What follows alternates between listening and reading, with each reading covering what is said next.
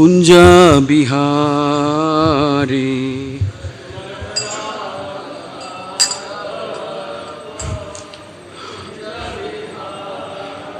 Jai Radha Madhav Kunj Bihari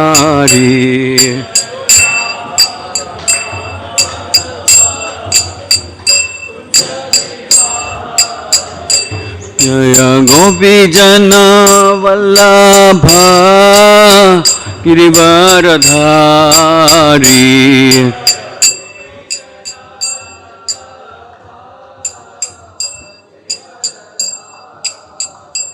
Jai Gopi Jan Vallabh Girivardhari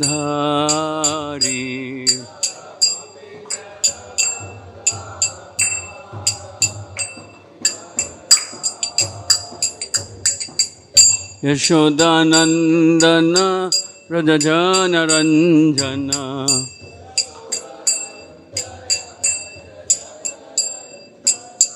Yashodanandan व्रजजन Ranjan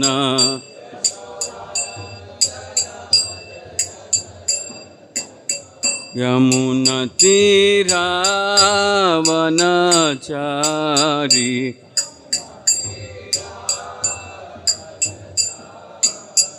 Yamuna तीरावनचारी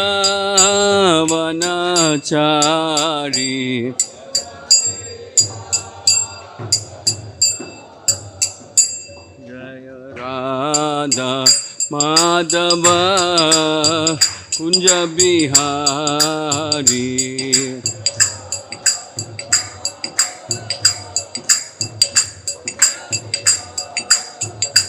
Jai Radha Madhav Kunj Bihari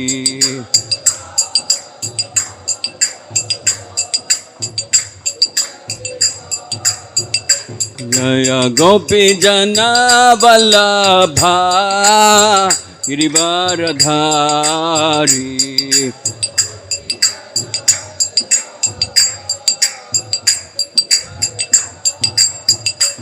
Jai Gopi Jan Vallabh Girivardhari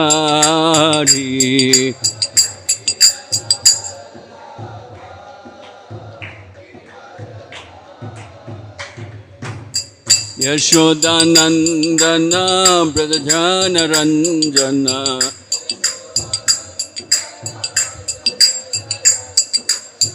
Yashodanandan व्रजजन Ranjan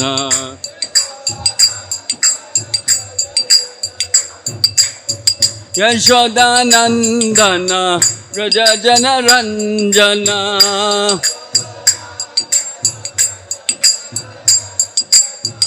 Yamuna तीरावनचारी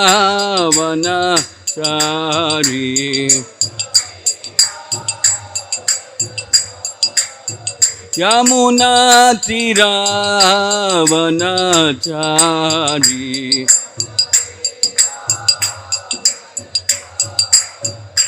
Jai Radha Madhav Kunj Bihari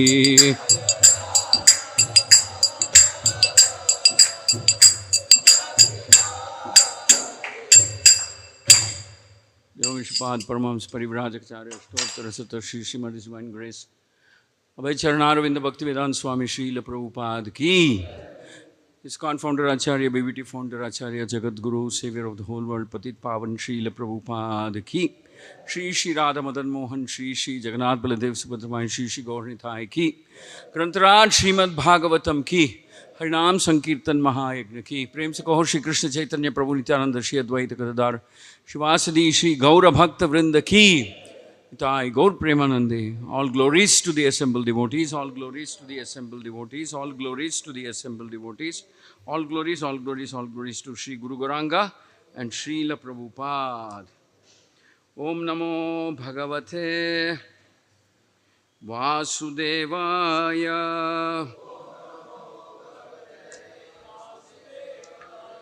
Om Namo Bhagavate Vasudevaya. Om Namo Bhagavate Vasudevaya. Narayanam Namaskritya Naranchaiva Narottamam Devim Saraswatim Vyasam Tato Jayamudirayet Nashtaprayeshu Abhadreshu Nityam Bhagavata Sevaya Bhagavati Uttama Shloke Bhaktir Bhavati Naishtiki. Reading from Srimad Bhagavatam, Canto 4, Chapter 25, text number 2.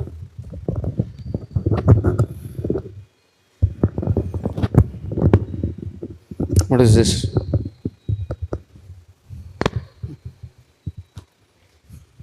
Hare Krishna.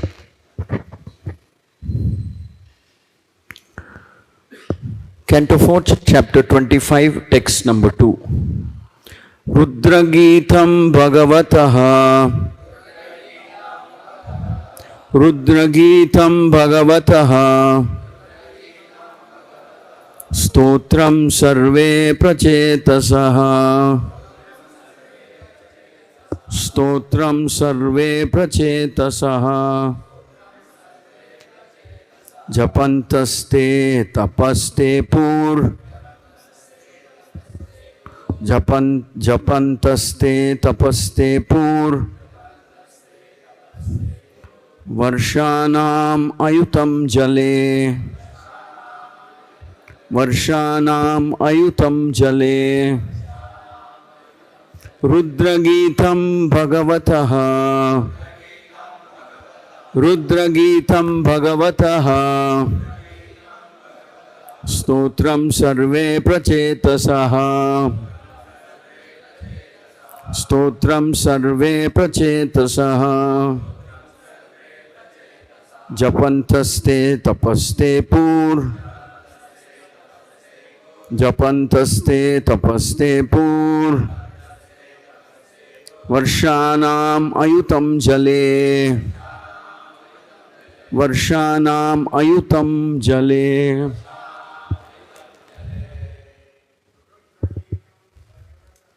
Rudragītam Bhagavataha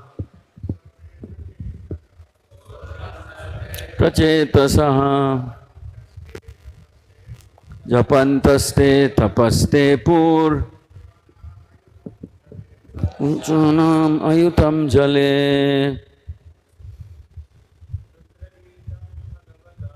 Rudragītam Bhagavataha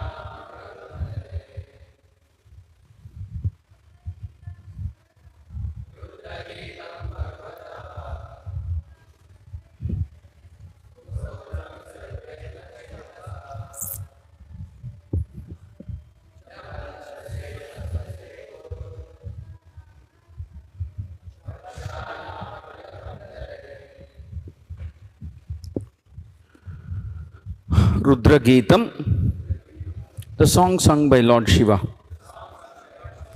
Bhagavataha, of the Lord.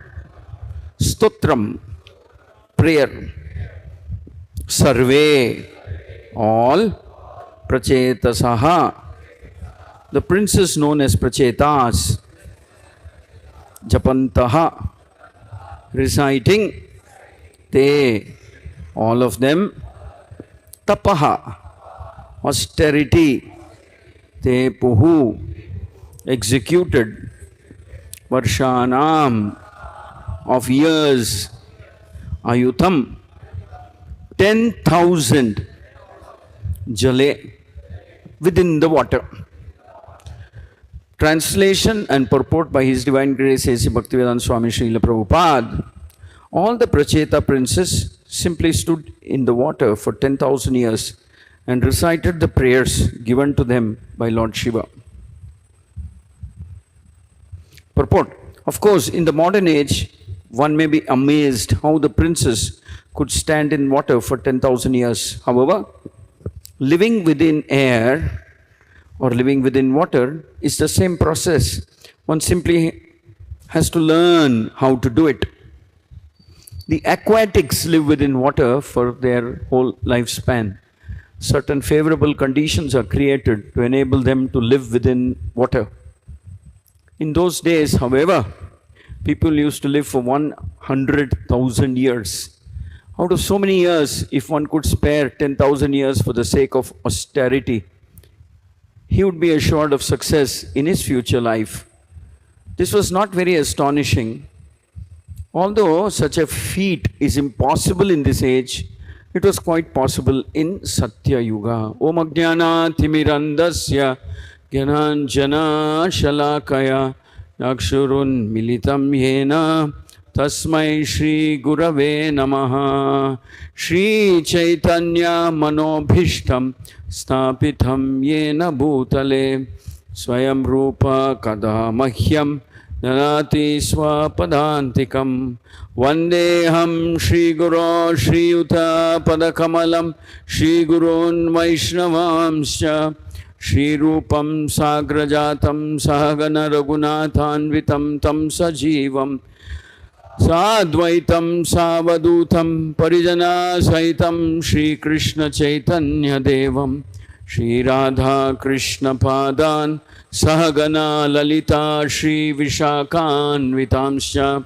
He Krishna Karuna Sindhu Dinabandho Jagatpate Gopesha Gopika Kanta Radha Kanta Namostute Tapta Kanchana Gaurangi Radhe Vrindavaneshwari Vrishabhanu Sute Devi Pranamami Hari Priye Vancha Kalpatarubhyasya Krupa Sindhubhya Evacha Patitanam Pavanebhyo Vaishnavebhyo Namo Namaha.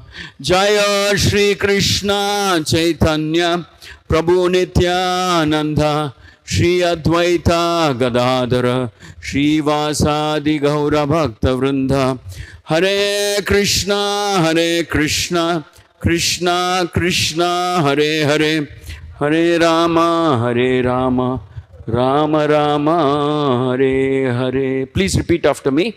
All the Pracheta princes simply stood in the water for 10,000 years and recited the prayers given to them by Lord Shiva.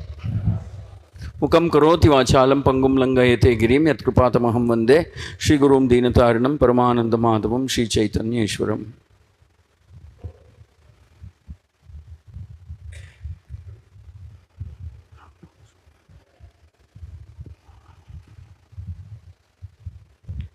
Hare Krishna. Thank you for giving me an opportunity to speak today.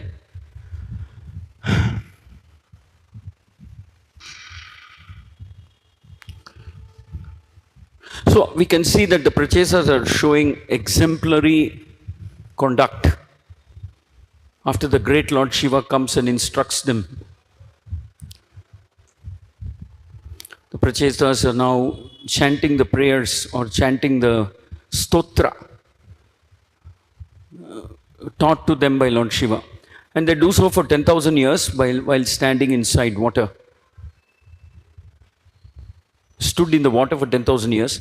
Srila Prabhupada is saying out of a total life duration of 1 lakh years, they have offered 10,000 years for this kind of a very disciplined, regulated, shall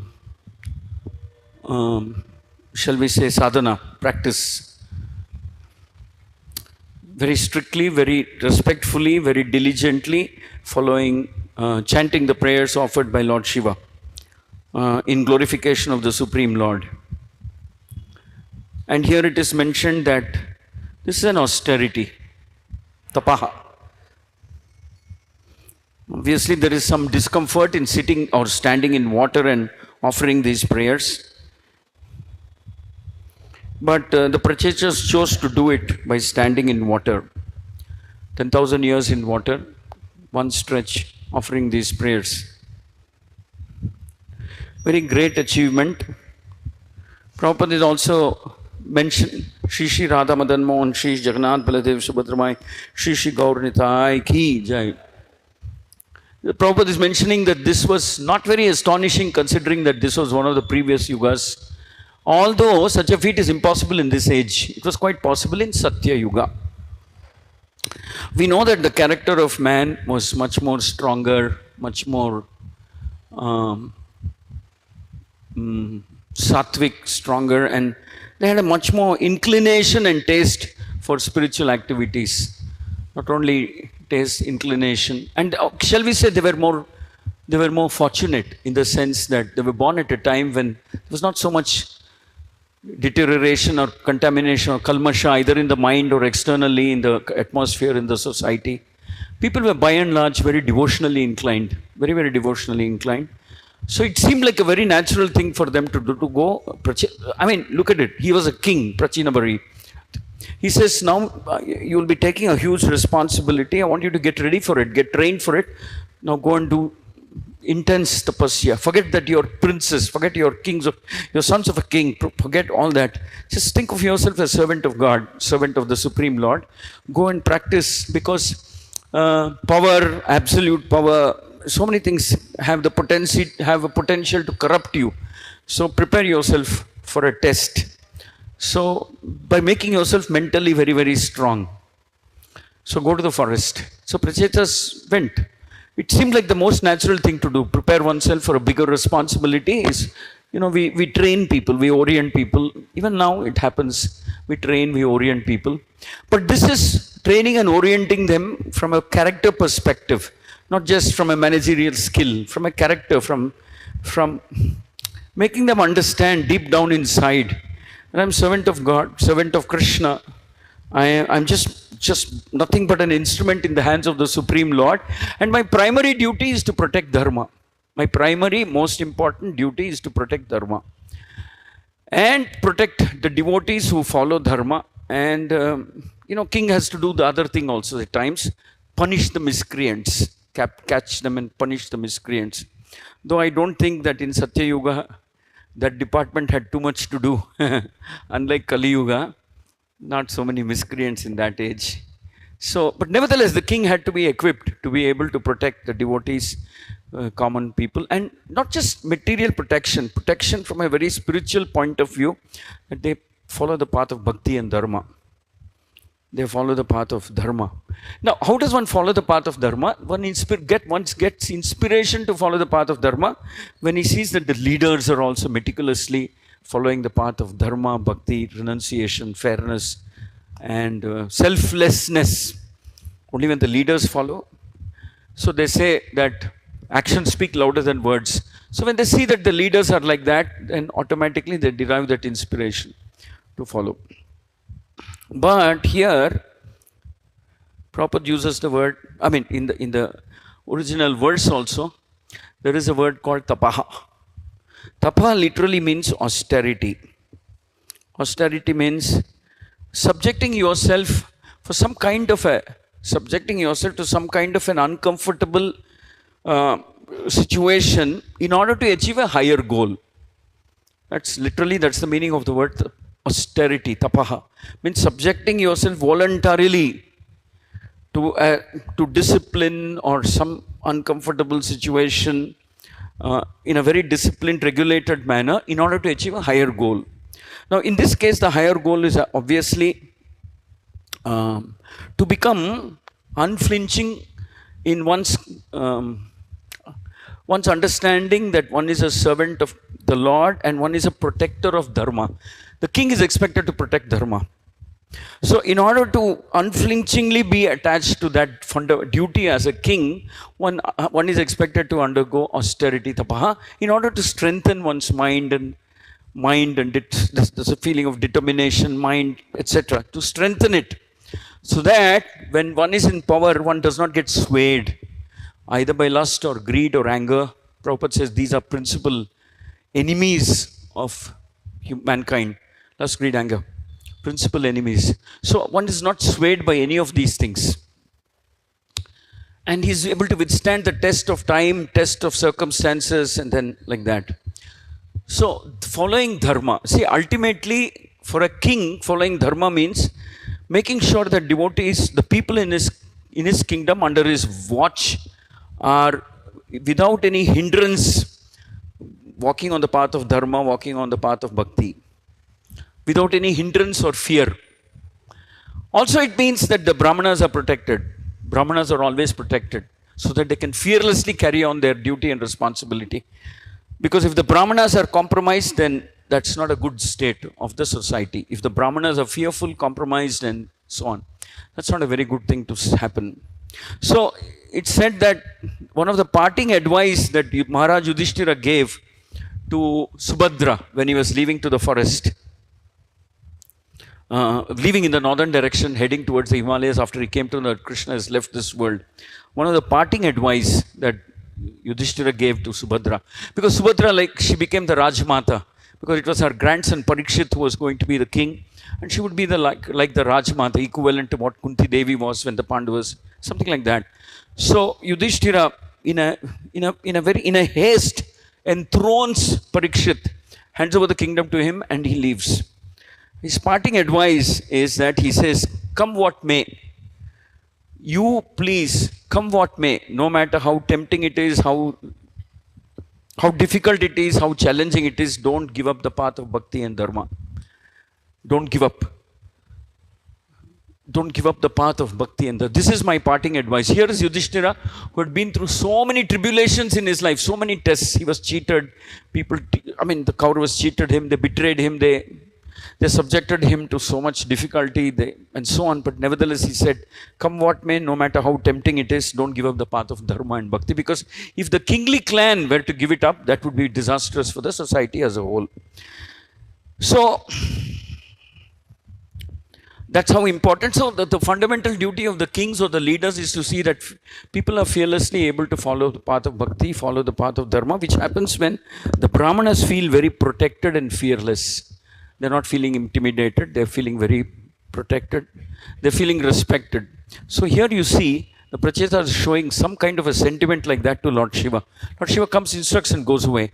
But very respectfully, for the next 10,000 years, they stand in water and they're chanting the same prayers that Lord Shiva gave them. 10,000 years. Just preparing themselves for a responsibility. When they go back from their austerity back into the kingdom, they're ready to be kings. So ready to be kings means willingness to defend dharma at any cost. Willingness to defend dharma at any cost means even at the cost of having to give up one's own life. Willingness to protect dharma, protect the brahmanas, protect Brahminical culture, protect the devotees, speak dharma at any cost, even at the cost of losing one's life. So that is the mood in which the kings of the previous yugas ruled. But there is this word called, the word used here is tapaha. Tapa means austerity. Doing something which is little difficult or experiencing some difficulty, or voluntarily subjecting yourself to some discomfort in order to achieve a higher goal. Also, austerity means going through a situation where you're feeling pain, you're feeling. So, Lord Chaitanya comes in and then he actually completely turns 180 degrees the meaning of the word austerity. Completely turns it upside down. Here we see examples of austerity, like the king's children go and sit in water, etc. And they chant for 10,000 years. But in Lord Chaitanya's movement, the word austerity has a completely different connotation. completely different connotation. What is that? So Prabhupada gives the example of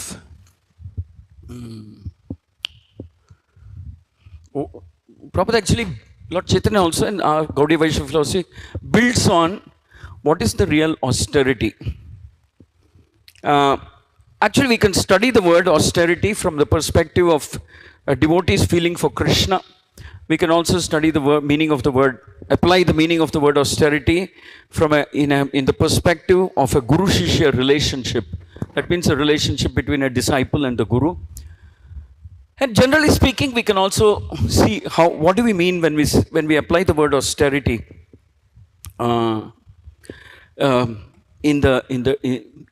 as it applies to devotees and Krishna. So Lord Chaitanya's philosophy is as explained, is serving the Lord in separation. Serving the Lord in separation. So which means, Prabhupada explains that Lord Chaitanya was always feeling the pain of separation from Krishna. Very intense feeling of pain. So for a devotee of Krishna, who is a mature devotee of Krishna, his real austerity is feeling of separation from Krishna. I mean, actually it takes the meaning of austerity into a completely different dimension. For a devotee, austerity means to be separated from Krishna, to not have association of Krishna. Austerity means not to be associated with the devotees of Krishna, not to be, to completely, shall we say, becoming bereft of the association. So Lord Chaitanya was always in that mood. For Lord Chaitanya, the meaning of the word austerity or application of the word austerity meant to be separated from Krishna. Having to live in separation from Krishna. Having to live in separation from Krishna. Separation from having darshan, having the opportunity to have darshan of Krishna. Separation from Krishna. That was the most unbearable kind of austerity. Most unbearable kind of austerity. Our scriptures explain that Lord Chaitanya Mahaprabhu was in the mood of Radharani, and when he was deprived of the opportunity to have darshan of Jagannath for 15 days, when the Anavasara period, Lord Chaitanya became mad. He just could not. That was like torture. That was like a tortured existence for Lord Chaitanya. So for a devotee of the Gaudiya Vaishnava Parampara, the word austerity has a completely different context. Of course, we also understand that austerity means to practice bhakti with discipline, with a lot of discipline, getting up for Mangalarti every day, 365 days of the year, chanting your rounds, doing reading and associating with devotees and serving.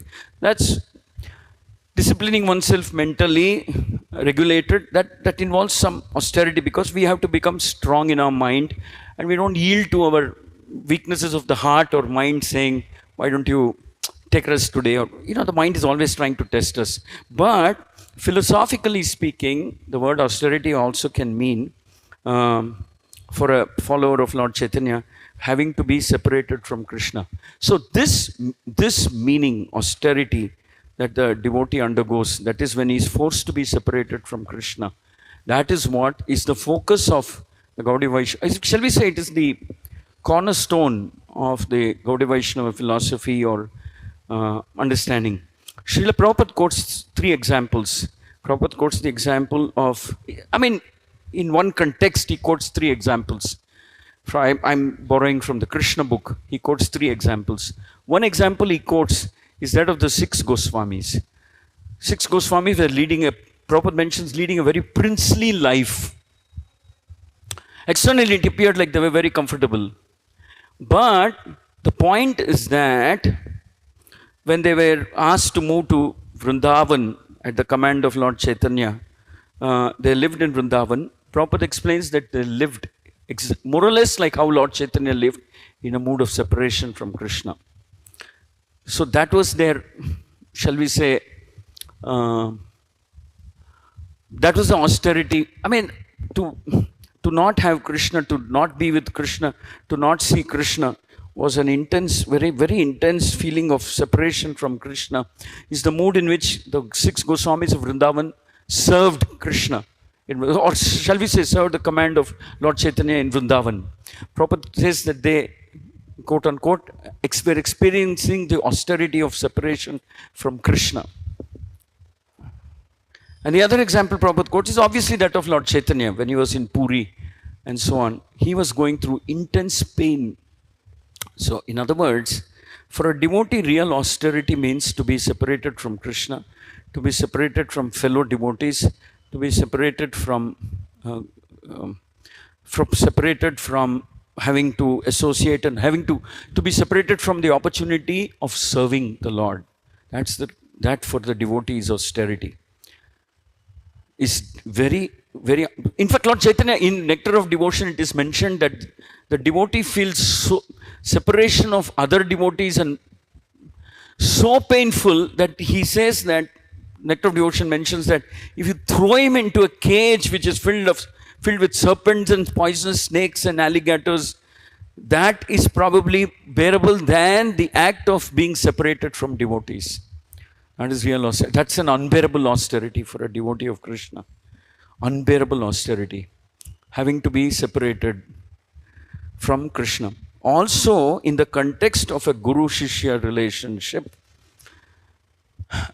you see, ultimately in our spiritual life,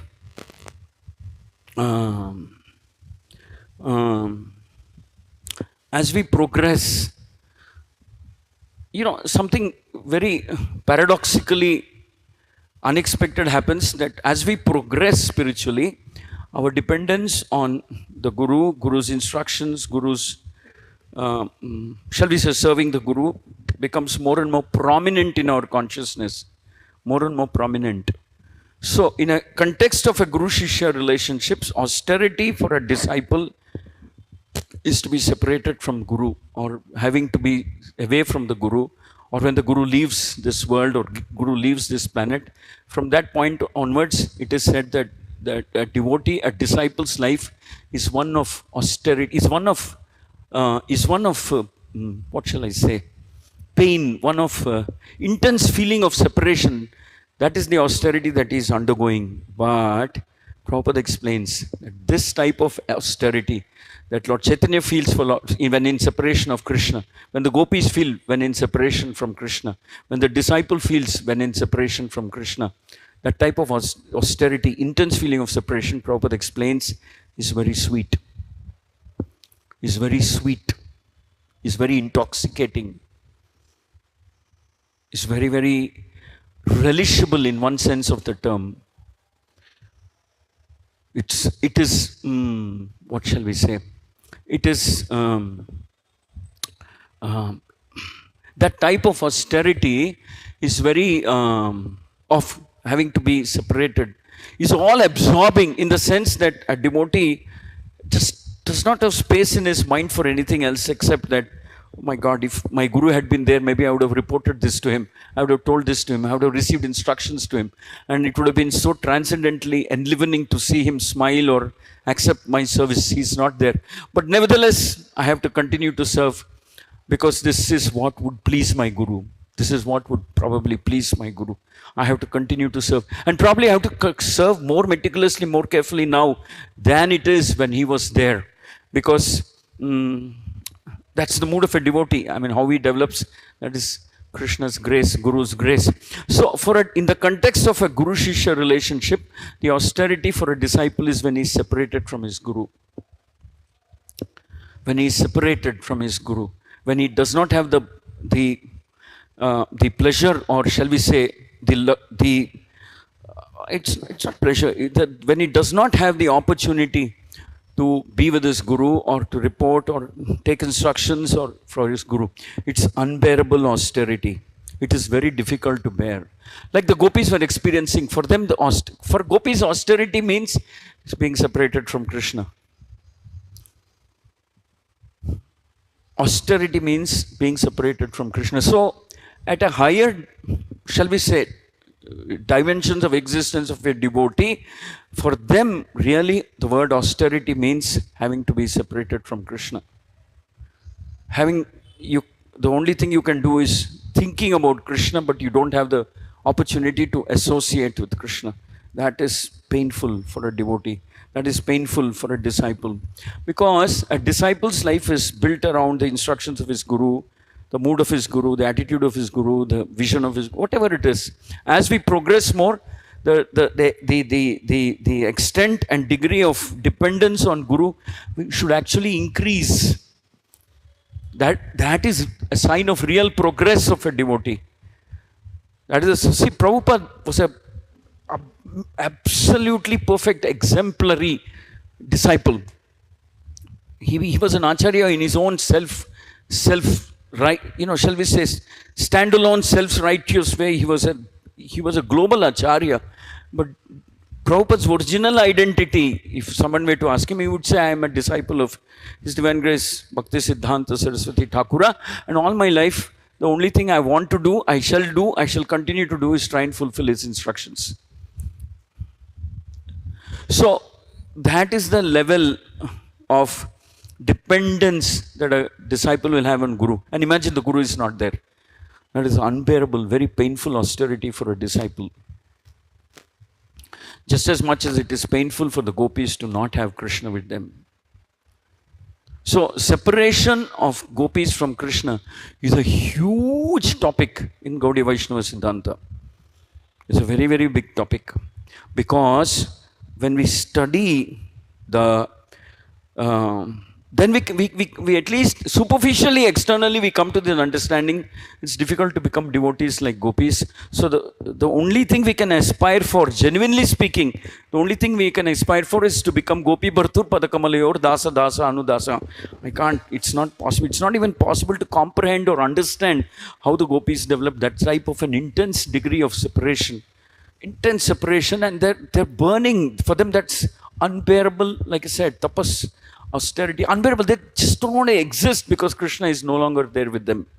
They don't know, they're maddened. But like Prabhupada says, that is sweet. Prabhupada says that is sweeter than the intensity of the emotion that they experience when they're together. When they're separated, that intensity gets multiplied a billion times. It is sweeter. It is much more intoxicatingly sweeter.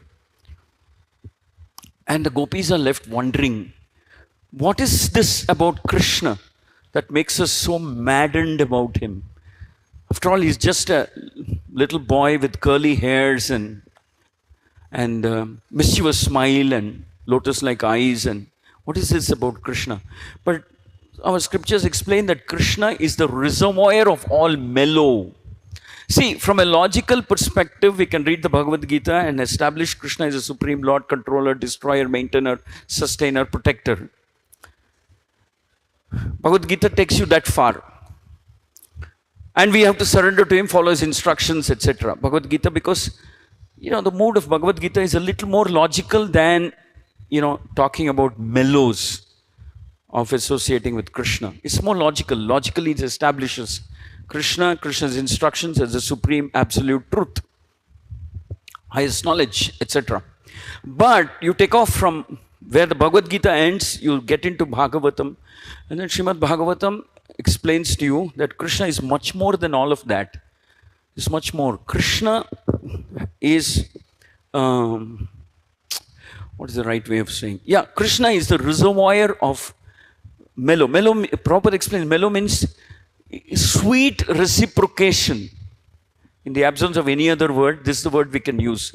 Krishna is the source of the sweetest reciprocation that we can ever imagine that we can receive. Sweet, very intoxicatingly, captivatingly sweet reciprocation that Krishna does to his devotees, to the extent that he captures their heart. Not so much their mind, he captures their heart. Captures their heart. Now, there is a difference between capturing one's mind and capturing one's heart.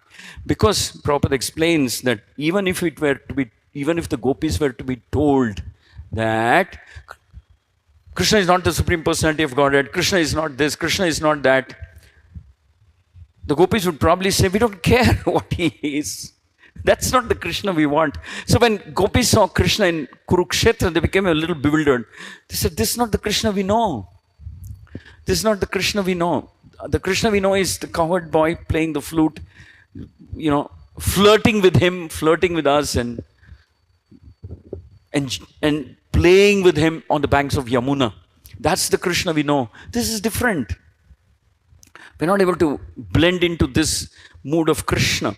So if the gopis were to be told that Krishna is not all of this, the gopis said, we don't care. We don't care. It doesn't matter to us what he is. He may be the creator or he may not be the creator. That's not what is binding us. That's not what is attracting us to Krishna. Krishna is the most handsome, most beautiful, most lovely, most adventurous, most humorous, most gentle, most lovable, most intensely reciprocate. I mean, Krishna reciprocates the love with tinges of mischievousness, fun, adventure, everything. He reciprocates their love with all of this. So much so that the gopis become completely absorbed in thinking about him, because he has captured their heart. They're not so worried or concerned about the fact that Krishna is the supreme person. So this is the mood in which Lord Chaitanya takes us. So in Lord Chaitanya's philosophical presentation of Krishna, it's not so much about he playing the role of a creator or a destroyer or the sustainer. Not so much about that, as much as it is about Krishna has, oh my Lord, you have captured my heart. Now that you have left that heart, now that you're not visible to me, what should I do? What can I mean, why did you leave me and go? Don't you know I'll suffer? Don't you know I can't bear it? I can't bear this separation. What was the need for you to leave me and go? What was the need for you to enter my heart in the first place? Lord Chaitanya even asks like that. In an allegorical way. He says, why did you enter my life in the way you did? If your idea was to get out of it sometime. Why did you do this? So that's Lord Chaitanya's mood. And Prabhupada explains that the Goswamis of Vrindavan also had a similar understanding. Well, I can't say understanding, or shall we say they were blessed by Lord Chaitanya to have that kind of an intense feeling of separation from Krishna. They were blessed by Lord Chaitanya, because Lord Chaitanya would be, at one time he was surprised, he said, how did you get this mood and attitude? I just chanted this verse, but you understood it so perfectly, and you composed a verse explaining or elaborating on this mood of separation that I am experiencing. How did you even understand? How did you even get it? Then Rupa Goswami will say, so if I am understanding your mood, you should understand that it is because you blessed me. I'm not qualified. I'm not qualified to understand these things. I'm not eligible, I'm not qualified, it's not possible. But you blessed me, and hence I am able to get a glimpse of what's going on in your mind. So, for a devotee, austerity means separation from other devotees, separation from Guru's instructions, separation from having to serve a Guru. For a real devotee, austerity means is being forced to do something that is not, shall we say, not pleasing to one's Guru or Krishna or somebody. For a devotee, that is the real meaning of austerity. So Lord Chaitanya just turns it around. Here, the word austerity is being used to explain that somebody is standing in water for 10,000 years. Of course, it's not to belittle what's being said here. It's a different stage in one's spiritual evolution. Here, they're preparing themselves to become dear to Krishna. They received the instruction from Shiva. Lord Shiva glorifies Krishna. So they are chanting it. They're preparing themselves in a very, very diligent way. That is a mandatory stage that all of us have to go through. There is a stage when we have to be disciplined. We have to be meticulous. We have to be diligent. We have to be regulated. Because we show our respect to our Guru by doing all of this. This is the way in which we show our respect to our Guru, by doing all of this. Meticulously, properly. Just as they were doing this to show their respect to Lord Shiva. To show their respect to their father as well as Lord Shiva. So we have to compulsorily, there's no shortcut. We can't just bypass. That would be very sahajiya. To say that I don't find this interesting, that is very nice. Which is why Lord Chaitanya, Srila Prabhupada said, don't dive into that mood of the gopis business. You're not ready for it. First you practice. practice sadhana, please learn to be attached to your Guru's instructions. Follow them meticulously. In a logical way, understand, accept that, develop faith, Shraddha, faith in Krishna, Krishna's instructions, following Krishna's instructions, serving your Guru in a meticulous, disciplined, regulated manner. And then it's up to Lord Krishna, Lord Chaitanya, your Guru Parampara, when you're ready and qualified, or independent of whether you're ready or qualified, whenever the Guru desires or Krishna desires, you'll make progress. You'll make progress. But you don't jump, you don't bypass. That's not the way to do it. The way to do it is just simply stay in your position as a servant of your Guru. So here we see that, I'll just read one verse from one little portion from the chapter, Gopi's Feeling of Separation, chapter 35 from Krishna book, just to show you a glimpse into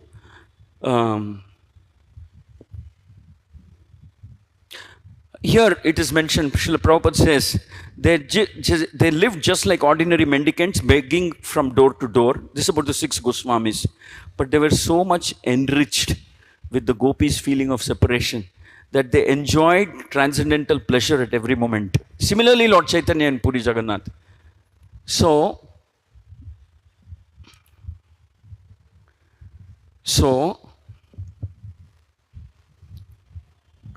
whether we do it logically or some other means, to establish in our heart a position of complete preeminence to Krishna, Krishna's instructions as it comes down in the Guru Parampara, to establish in our heart, logically also, in whatever way, in whatever manner we can.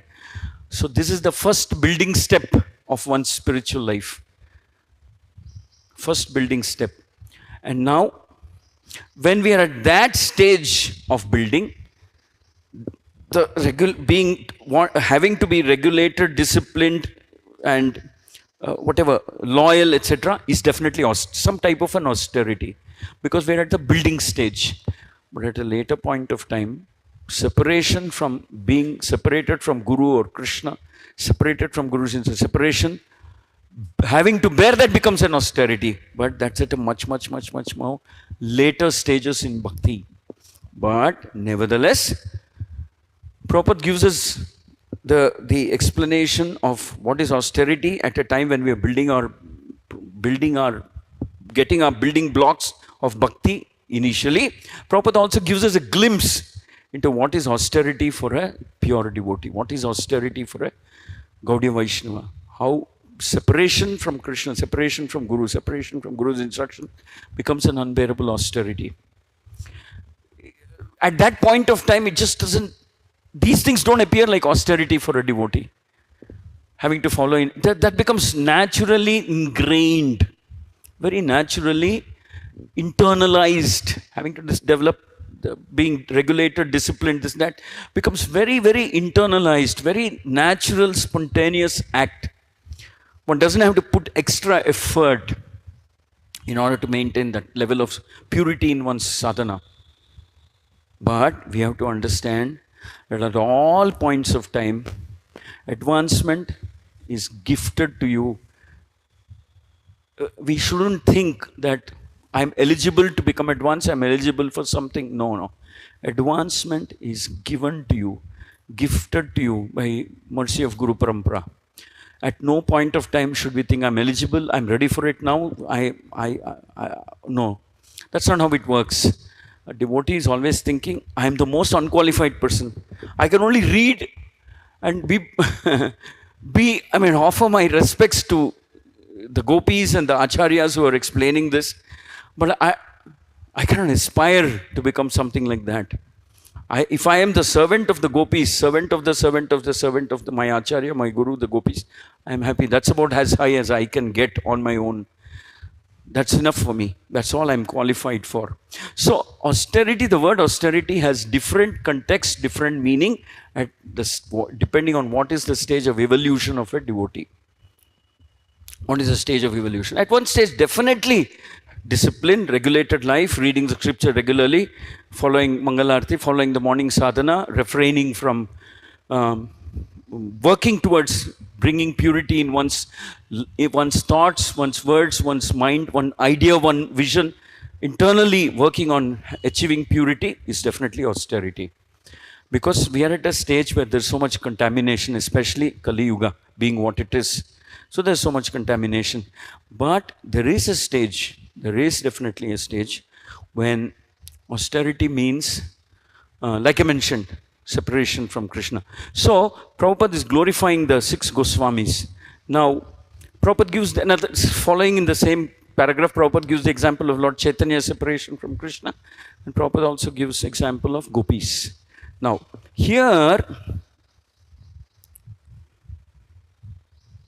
see, to get a glimpse of where Lord Chaitanya is leading us to, where Lord Chaitanya is leading, where the Guru Parampara is leading us to, just to get a glimpse, we have to understand that sadhana bhakti, our focus is completely something else, but nevertheless, as a part of our reading, as a part of our understanding of the philosophical side of our parampara, we should be aware that, okay, what is it that Lord Chaitanya is leading us to? Just take a sample. There's just one verse, I will read, maybe 2. So here it is said, the gopis used to discuss about Krishna amongst themselves, and their talks were sometimes like this. One gopi is telling, my dear friends, one gopi said, do you know that when Krishna lies on the ground, he rests his left elbow and his head rests on his left hand.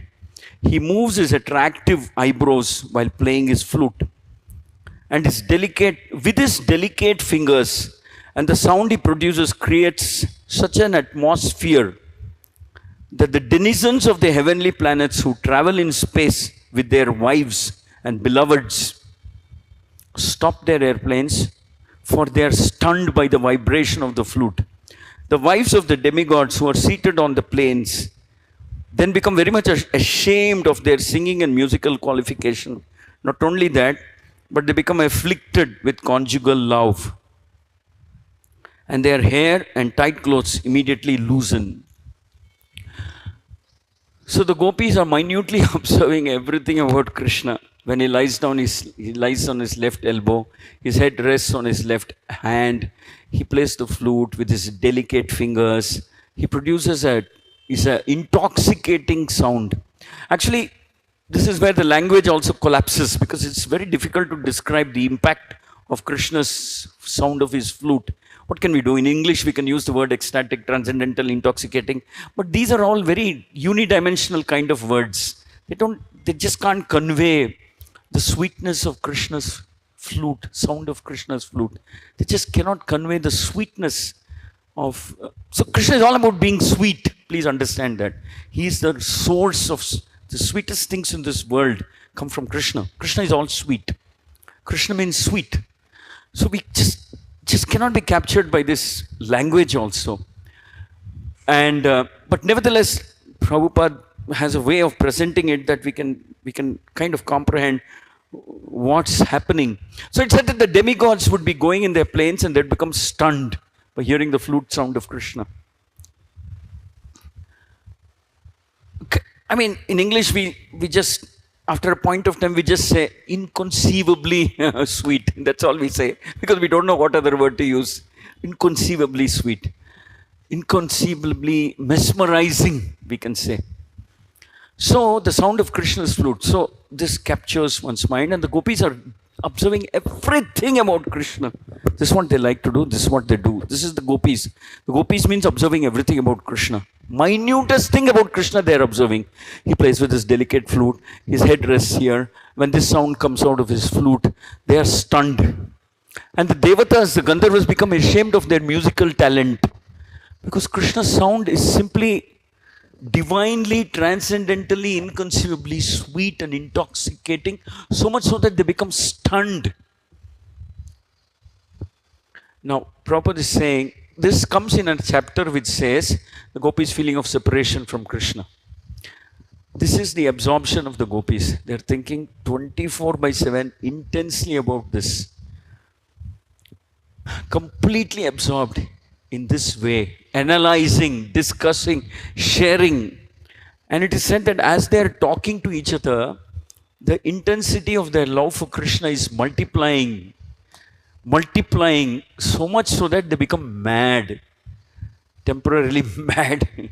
They don't know what they're talking, they don't know what they're doing also. They look at a bumblebee and think that this bumblebee has come from Krishna, and they're talking to bumblebees. They become mad. For them, that separation from Krishna is well, we have to think of some other word other than austerity, but then that separation from Krishna is an unbearable kind of a sentiment that they undergo. Now, the next verse is even more amazing. It says here, my dear friends, Krishna is so beautiful that the goddess of fortune always remains on his chest. He is always adorned by a golden necklace. Beautiful Krishna plays his flute in order to enliven the hearts of many devotees. This is also nice, very nice statement. The gopis are saying that Krishna plays his flute to enliven. To enliven means bring life back into the hearts. Bring life back into the hearts of the devotees who are feeling his separation, who are feeling separation from him. Enliven means bring life back into the hearts of those devotees who are feeling separation from him, who are going through this painful feeling of separation from Krishna. See, when they listen to the flute sound of Krishna, they become very enlivened. They forget, they're so stunned by the sound of the flute that they forget that they're not with Krishna. Krishna's sound of the flute is as good as Krishna for them. All right? Then they say, he's the only friend of suffering living entities. Krishna is the only friend of suffering living entities. Actually, when they become mad, the gopis will say, mad with separation. The same gopis will say at a later point of time in the same chapter, they will say, what is this statement that Krishna is a friend of suffering living entities? This is all bogus, they will say. Then one gopi will say, yes, this is bogus because of our love for Krishna, we are suffering today. You understand what I'm saying? The separation from Krishna is what is causing us suffering. How can you say Krishna is curing our suffering? Our separation from Krishna is the source of our suffering. Krishna is actually source of misery. Knowing Krishna is a source of misery. So we should warn all the women of this world, of this universe, not to look at Krishna like that. So, see,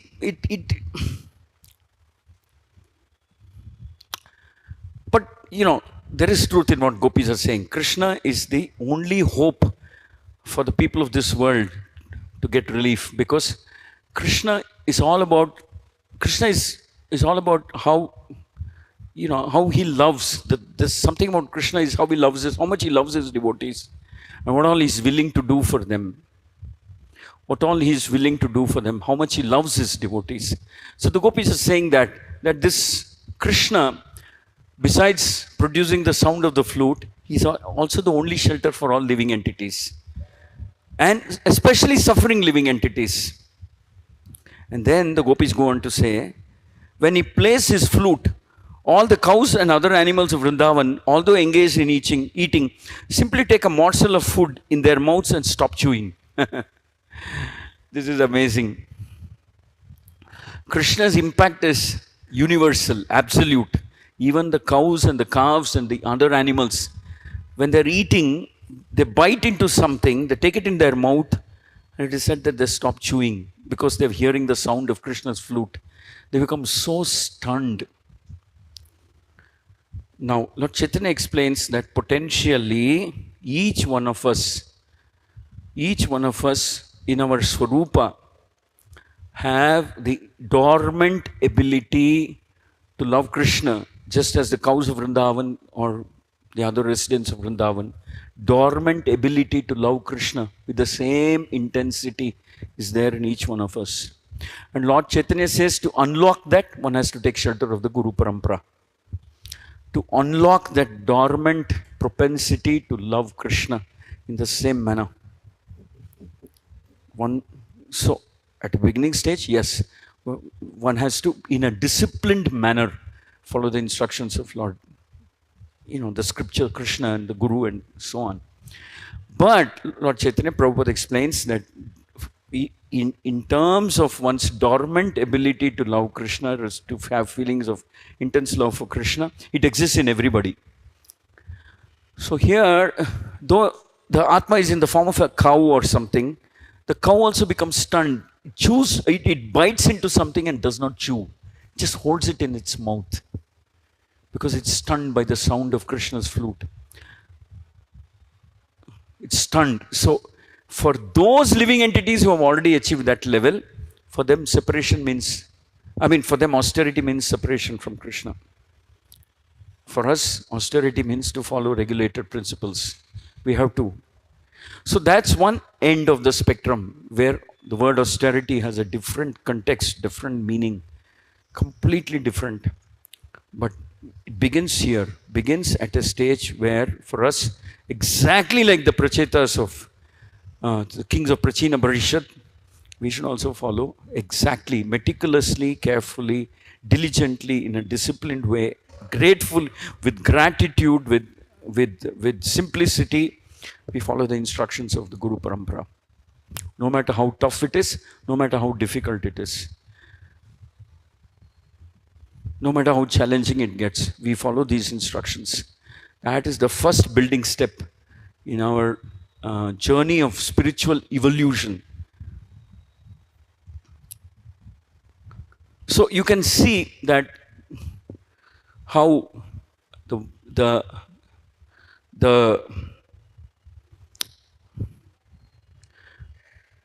Lord Chaitanya actually shows us where he is leading us to, like I said. That is the kind of love Krishna wants to show to each one of us, the kind of love he showed to the gopis. And you can begin by chanting Hare Krishna and following Guru Parampara. That is the kind of love that you are potentially capable of receiving from Krishna.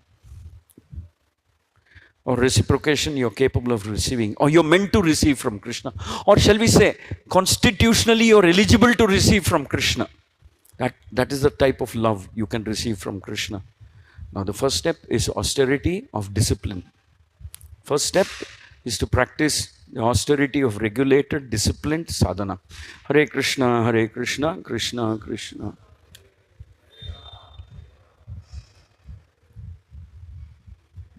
I'm sorry if I've confused any of you, but I thought I'll just speak about what the word austerity means at different stages of evolution of bhakti. Any questions? Comments?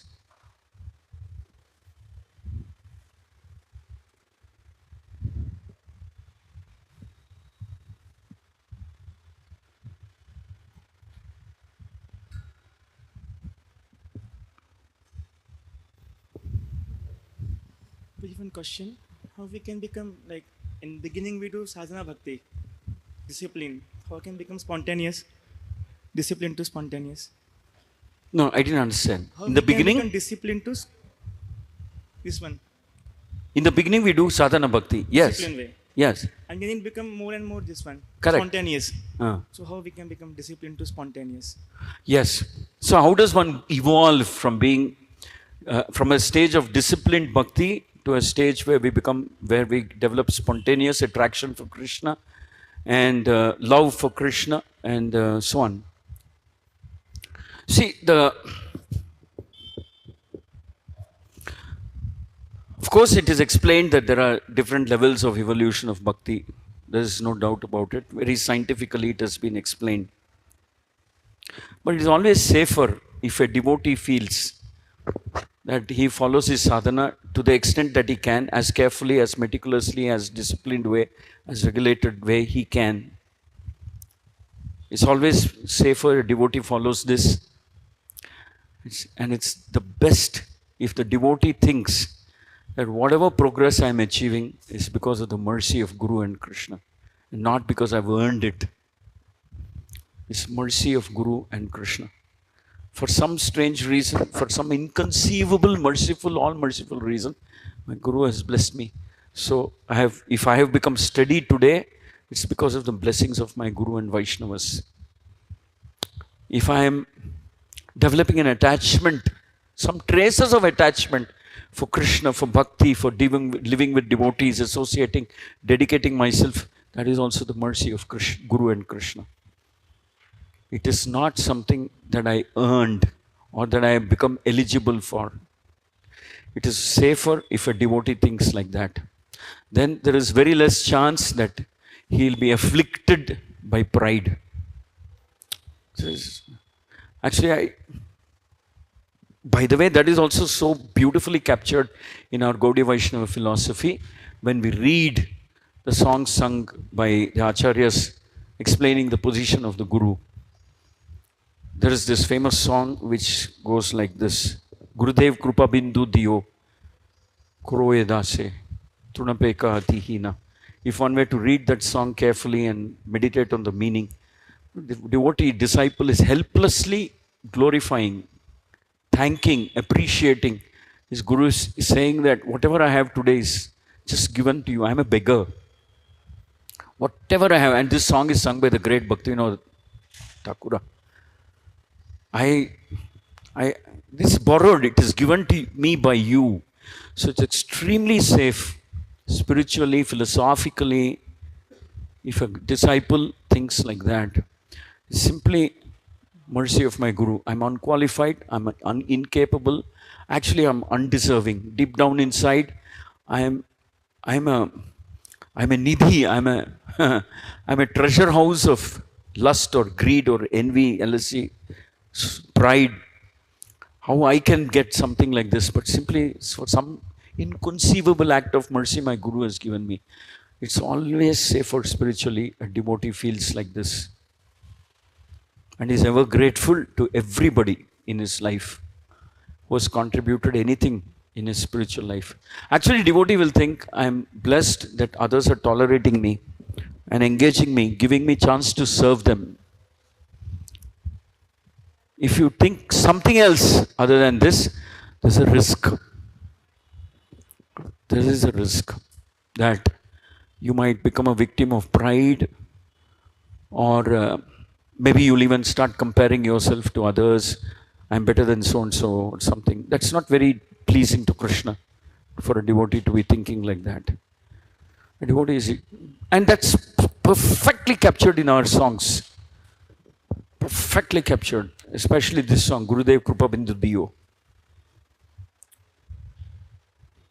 Whatever I have is just given to you by me, or rather, given to me by you. Everything is yours, my Lord. And I'm crying out of gratitude, I'm crying out of lack, like that. That's the mood of a devotee. Good question. I hope you understood. Any other question? Yeah, Sarashramani.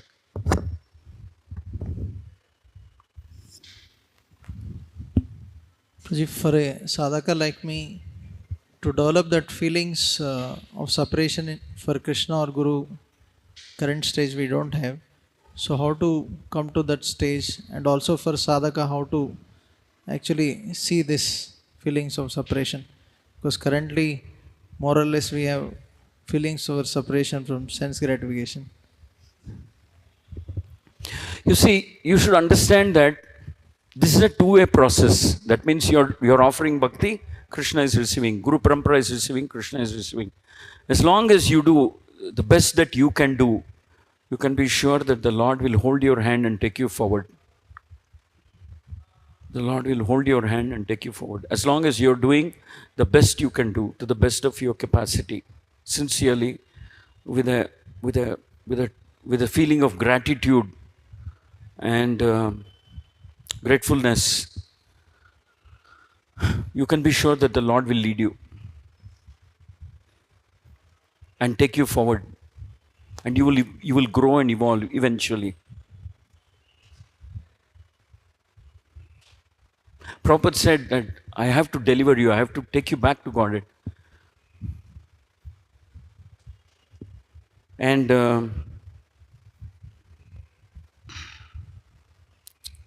Which is why it is said that Guru is more merciful than Krishna. Guru is even more merciful than Lord Chaitanya.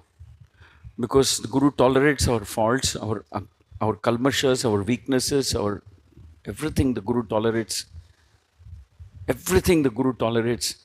And still tries to instruct us, still tries to selflessly hold us and carry us forward. So as long as we are under the shelter of the Guru, the Guru Parampara, Vaishnavas, something is happening in our life, something good is happening, something auspicious is happening. You're moving forward as long as you're under the shelter. Because Krishna and the Guru is as much concerned, as much a stakeholder in your progress as we are. We are there to serve Krishna. Krishna is there to make us grow and advance. We are meant to serve and leave the rest in Krishna's hands. And Krishna does the rest. So which is why Prabhupada says, if you step out of the shelter of the Guru Parampara, then it's risky. Then you're entering the material world. Don't do that. Prabhupada said, no matter how difficult it is, how challenging it is, stay, be patient. It'll get all right. Things will become better like that. Even if you have some difficulties with your manager, with your president, with some senior devotee, it doesn't matter. All of these will be set right eventually. But don't leave. So it is two-way. Krishna does. After you do your best, Prabhupada quotes this, God help those who help themselves. And then one more important thing is, this is the mood of a devotee. In the mood of a devotee means, if you read Mukundamala, for instance, it says, time after time, Kulashekara Alvar says, I don't want to be distracted by anything else except having to attain your lotus feet, your shelter. I want to attain that. So we should also pray. I'm not saying we pray that we become like Radharani or Gopis. No. We should pray that please continue to accept me, continue to shower your mercy, continue to engage me, continue to give me a chance to serve you, continue to tolerate me, and if it so pleases you, you can purify me. If it so pleases you, I'm very grateful for what you've already done for me. And if you can tolerate me and help me become a better devotee, serve you more and more, what else can I ask for? So a mood of the devotee also should be there. If the devotee is distracted and he starts thinking about materialistic, shall we say, rewards of devotional service or recognition or something like that, then Krishna will say, okay, at this point of time, that's what you want, so take it. You don't want anything purer or better than that, so take it. Until you realize that that's not what is really pleasing to Krishna. Ultimately, what is pleasing to Krishna is you offer yourself as an unconditional instrument in his hands of Guru Parampara and Krishna. So a devotee also has to pray, voluntarily pray that Krishna, that's what I want to become, an instrument, unconditional, fully surrendered instrument in your hand. You can do whatever pleases you with me. Like that. The devotee also has to pray. And as long as you're under the Guru shelter of the Parampara, Krishna does the rest. Good question. Any other question?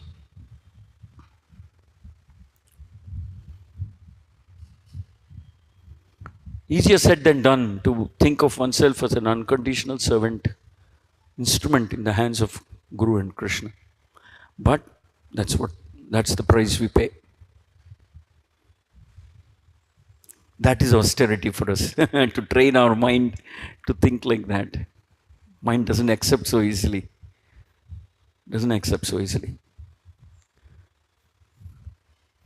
Grantaraj Srimad Bhagavatam ki jai. Srila Prabhupada ki jai.